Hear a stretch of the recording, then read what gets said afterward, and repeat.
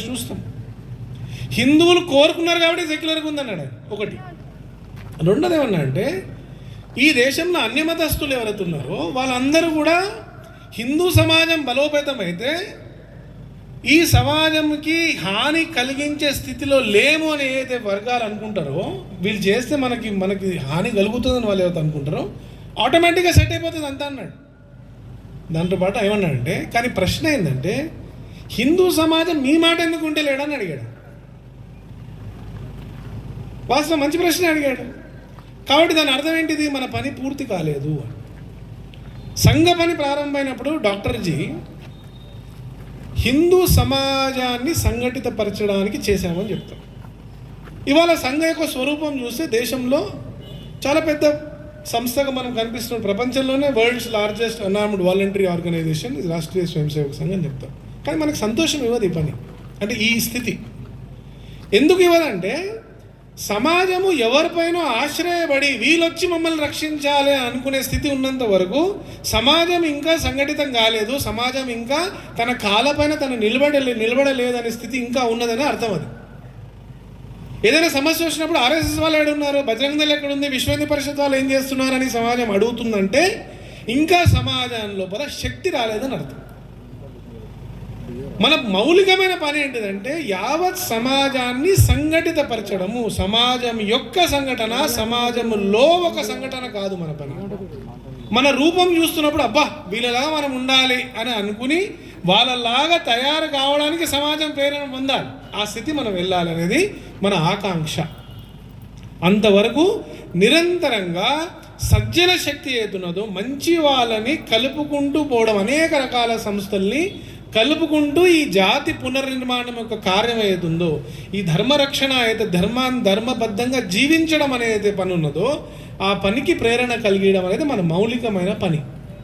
కాబట్టి రోజు మనం ఈ శాఖ పని నడుపుతున్నప్పుడు శాఖకు వెళ్తున్నప్పుడు సమాజంని సంఘటితపరచడానికి కొత్త వాళ్ళని ఎవరెవరిని కలిసాము, ఈ నెలలో కొత్త సంస్థలు ఎన్ని సంస్థల్ని కలవగలిగాను, హిందూ సమాజం యొక్క మేలు కొరకు పనిచేసే సంస్థలు ఏవైతే ఉన్నాయో, పనులు ఏవైతే ఉన్నాయో వాళ్ళని ఏమైనా సంపర్క చేశానా, నేను పనిలో తీసుకొచ్చే ప్రయత్నం చేశానా అనేది మౌలికమైన ప్రశ్న ప్రతినిత్యము మనం అడగాల్సిందే, మనల్ని మనం అడగాలి.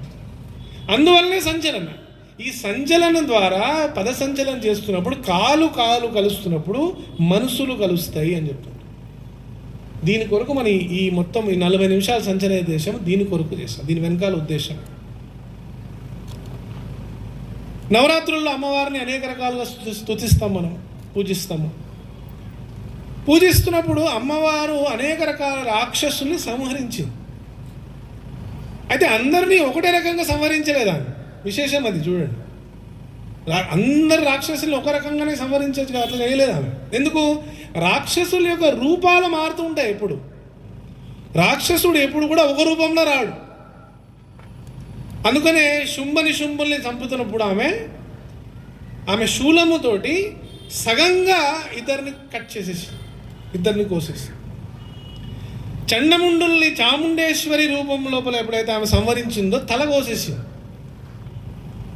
మహిషాసురుణ్ణి వధిస్తున్నప్పుడు మహిష రూపంలో ఉన్న అయితే రాక్షసుడు ఉన్నాడో ఆ రాక్షసుడిని సంహరిస్తున్నప్పుడు అందరూ దేవతలు వాళ్ళ శక్తుల్ని ధారపోసి అమ్మవారి యొక్క రూపము అందరి శక్తుల యొక్క సామూహిక శక్తి. అది అన్ని అస్త్రాలని ధరించి మహిషాసురుని వధించింది. అంతకంటే ముందు రక్తబీజుడిని వధిస్తున్నప్పుడు కాళికామాత రూపంలో రక్తబీజుడి యొక్క రూపం ఏంటిది? రక్తపు బొట్టు కింద పడితే ఒక పిఎఫ్ఐ యాక్టివిస్టు బయలుదేరుతున్నాడు, ఒక రక్తబీజం కింద పడితే ఇంకొక రాక్షసుడు తయారవుతున్నాడు. కాబట్టి అమ్మవారు ఏం చేసింది? యావత్ రక్త బిందువులన్నింటినీ కూడా నాకేసింది.